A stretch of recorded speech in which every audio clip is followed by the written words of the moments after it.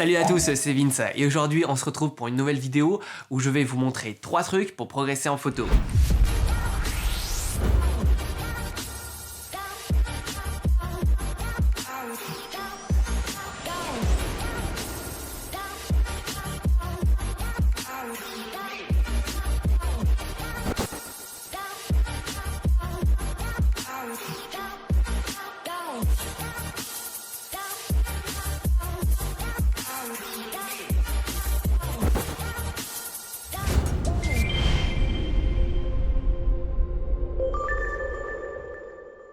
Alors attention, c'est pas parce que vous ne faites pas les 3 choses que je vais vous présenter dans cette vidéo que vous n'allez pas pouvoir progresser, clairement pas. Là c'est juste un retour d'expérience sur ce qui moi m'a permis de progresser et qui peut-être après pourra vous inspirer. La première chose à faire qui m'a permis vraiment d'énormément progresser en photo, c'est la création de références. C'est extrêmement important pour développer son goût, pour développer son sens de l'esthétisme en général.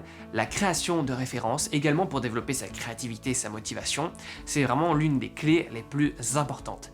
Alors, qu'est-ce que j'entends par là concrètement? Eh bien, c'est tout simplement de regarder régulièrement des images, tous les jours si possible, pas juste les images qu'on voit sur les réseaux sociaux ou sur l'abri de bus, vous m'avez bien compris. Il faut rechercher activement des images et si possible, des images qui sont communément admises par la masse comme esthétiques. Ça ne veut pas dire après, par la suite, qu'il va falloir reproduire le goût de la masse. Clairement pas. C'est juste de comprendre les codes esthétiques qui font qu'une photo est bien réalisée. Donc pour ce faire, pour trouver ces images, eh bien vous pouvez vous rendre sur des plateformes en ligne, comme 500px par exemple, Flickr, DeviantArt, ArtStation. Le principe de ces plateformes, c'est que les gens vont soumettre des images régulièrement à la plateforme, et après la communauté va liker, va sélectionner les photos qui leur plaisent le plus, et suivant l'engagement et l'engouement pour les photos, eh bien l'algorithme de la plateforme en question va mettre en avant ces images. Donc par exemple sur Flickr, c'est l'Explorer, et donc il va y avoir 500 à 1000 images sélectionnées par jour qui ont retenu le plus l'attention des gens. Alors parfois vous avez trouvé des images qui sont bof, et l'algorithme s'est trompé, ou les gens l'ont liké parce que le profil était beaucoup suivi. Mais très souvent, les images auront quand même un minimum de qualité. Donc c'est important de voir régulièrement des choses pour que de manière inconsciente, eh bien, vous enregistrez les informations qui font que une image est esthétiquement réussie. Et après, les photos, vraiment, vous avez des coups de cœur chaque jour, eh bien, vous les sauvegardez dans des dossiers spécifiques, par exemple avec un dossier référence idée lumière, un dossier référence idée pose, un référence traitement colorimétrique. Faites-vous comme ça vraiment une banque d'images personnelles où il y a toutes les couleurs que vous aimez, tous les traitements de lumière, les retouches, les poses, les idées de composition. Faites-vous comme ça un dossier et ça vous permettra déjà, quand vous allez vous lancer dans un projet personnel, eh bien de ressortir cette banque d'images pour avoir des idées, pour être motivé et ça vous permettra, comme on l'a dit un peu plus tôt, d'améliorer vos skills, vos compétences de photographe de manière inconsciente. Autre chose qui m'a beaucoup aidé, qui m'a beaucoup plu également, c'est le fait de visiter des musées. Si vous habitez dans une grande ville et notamment Paris et que vous avez moins de 26 ans, vous avez une chance incroyable. La plupart des musées sont gratuits, j'ai bien dit gratuits. Donc vous n'avez aucune excuse, même si vous êtes étudiant aujourd'hui, pour aller visiter de tels monuments. Il y a vraiment des choses formidables, déjà dans l'architecture du musée en lui-même, mais peut-être que ça va moins vous parler en tant que juste créateur d'images, mais déjà les tableaux, c'est juste formidable d'avoir accès comme ça aux originaux de toute une génération et je déplore le fait qu'il n'y ait pas plus de jeunes dans les queues de musées, tout simplement. Donc vraiment, je vous encourage à aller voir tout ça. Moi, personnellement, j'ai fait 1 an de Beaux-Arts, également 3 ans d'école d'art plastique de cours du soir et vraiment, ça a été très formateur sur ce sujet-là. On regardait tout simplement des livres de peinture, on allait dans des musées et le prof nous expliquait concrètement l'histoire derrière chaque tableau. C'était vraiment passionnant et j'ai vraiment beaucoup aimé cet univers.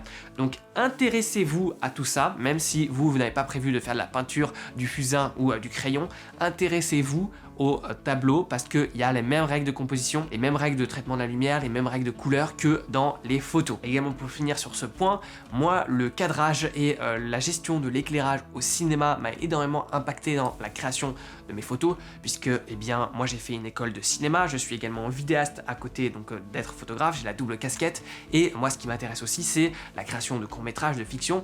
Donc moi dans cette quête du fait de voir des images régulièrement tous les jours, je rajoute également les films et notamment parfois peut-être que le scénario va un peu moins m'intéresser, mais je vais aller voir des films qui sont beaux, esthétiquement parlant, qui ont vraiment une patte graphique, quelque chose à raconter au niveau de l'image. Maintenant, deuxième chose qui m'a vraiment aidé dans la photo, c'est aussi le dessin. Alors peut-être un peu plus tôt comme je l'avais dit, vous n'êtes pas fan de crayon ou de fusain, ce que je peux comprendre, bien évidemment, mais moi en tout cas, je vais vous donner mon retour d'expérience vis-à-vis du dessin. Ça m'a énormément aidé dans la composition de mes images et également dans la retouche. En effet, donc durant mes années d'art plastique et de beaux-arts, eh bien on s'entraînait bien évidemment à faire du dessin sur des natures mortes, sur des modèles vivants, sur plein de choses différentes, et ça m'a vraiment appris à capter toute l'essence d'une scène et tous les détails vraiment d'une scène. Et maintenant, quand je regarde un endroit ou une composition que je vais vouloir prendre en photo, tous les détails me sautent plus rapidement aux yeux. Pourquoi? Parce que je me suis vraiment entraîné des heures et des heures et des heures où j'ai passé mon temps tout simplement avec un crayon, ma feuille, devant une nature morte, devant un bout de bois, un bout de charbon, et on devait vraiment le reproduire avec une précision importante. Donc le fait comme ça de regarder à fond un élément sans arrêt, de se concentrer pendant de nombreuses heures régulièrement sur des objets comme ça m'a permis maintenant dans une scène de capter les détails plus rapidement, et j'ai vraiment aiguisé mon regard, je l'ai vraiment travaillé de cette façon. Et également, je le disais, ça m'a beaucoup aidé pour la retouche. Pourquoi? Eh bien parce que pareil, il y a ce souci de l'hyper-réalisme dans la nature morte, et donc là pareil, je fais vraiment attention aux modifications que je fais pour que ça reste réaliste, et du coup j'ai aussi acquis un respect des proportions et des formes, des géométries, de la composition en général. Ce qui veut dire que quand je vais faire une modification, par exemple que je vais retoucher un visage ou un corps, eh bien je vais le faire en gardant à l'esprit des rapports de proportions qui vont faire que ça va rester réaliste et ça va rester naturel et agréable à l'œil. Et un autre petit tips que je vous donne ici en bonus et qui rejoint le cinéma, c'est le fait d'être cadreur. Là aussi, j'ai fait cadreur dans plein de courts-métrages. Ça m'a permis comme ça de me concentrer sur le réel de manière très intense, parce que quand on est cadreur, eh bien notre seul job, parce que l'équipe après s'occupe de tout le reste, notre seul job, c'est de bien cadrer le personnage. Et du coup, on va devoir anticiper comme ça tous ses mouvements, on va devoir anticiper comment il va agir avec l'espace, comment il va se déplacer en 3 dimensions, et ça a été vraiment très formateur pour ce qui est de la composition dans mon travail de photographe. Ensuite, troisième point qui m'a vraiment également permis de beaucoup progresser, c'est bien évidemment la critique objective, constructive. J'en parle régulièrement sur cette chaîne YouTube, mais j'ai envie de remettre un petit coup là-dessus parce que c'est important. Il y a trop de gens malheureusement qui n'osent pas soumettre leur travail à la critique. Alors malheureusement, si vous m'envoyez un message à la suite de cette vidéo avec votre book en me demandant mon avis, je ne pourrai malheureusement pas vous répondre. Pourquoi? Parce que je reçois beaucoup de demandes de ce genre déjà, et je ne peux pas passer autant de temps malheureusement que j'aimerais pour vous répondre, surtout si j'ai envie de vous donner une réponse complète et précise. Si je vous dis juste « Oh, c'est bien ta galerie sur ça, c'est cool, continue », ça va pas vous aider à progresser. Il faudrait que j'analyse en détail chaque photo avec vous, que vous me racontiez l'histoire de ce shooting pour que je comprenne pourquoi vous avez fait ces choix, etc. Et c'est pour ça que je propose moi après aux membres de mes formations en ligne, eh bien des coachings exclusifs où là on va voir ensemble, on va faire des lectures de portfolio ensemble sur Skype, et à partir de ce moment-là, si vous êtes client, je peux prendre du temps pour discuter avec vous. Mais sinon, je fais déjà tellement de choses, que ce soit sur YouTube, que ce soit dans mes stages, dans mes rencontres en présentiel, que c'est difficile malheureusement de me démultiplier à l'infini. Et pour revenir sur la critique, c'est vraiment important, et donc ne montrez pas votre travail à des gens qui sont dans votre entourage, parce que forcément ils vont dire que c'est bien, ils vont pas oser vous blesser, votre maman dira jamais que c'est nul ce que vous faites, et ensuite montrez-le à des gens qui sont dans la profession, qui sont expérimentés et qui pourront vous donner un vrai retour d'expérience. Voilà, on arrive à la fin de cette vidéo, j'espère que ça vous aura intéressé. Dites-moi dans les commentaires ce qui vous a fait le plus progresser dans votre pratique de la photo. Vous retrouverez également dans la description plus d'1 heure de formation offerte pour vous aider justement à vous lancer en tant que photographe. On verra ensemble les 10 secrets pour améliorer ses photos et les 6 étapes pour devenir photographe professionnel. Tout ça c'est dans la description, et puis nous on se retrouve très vite pour de nouvelles aventures. Salut à tous!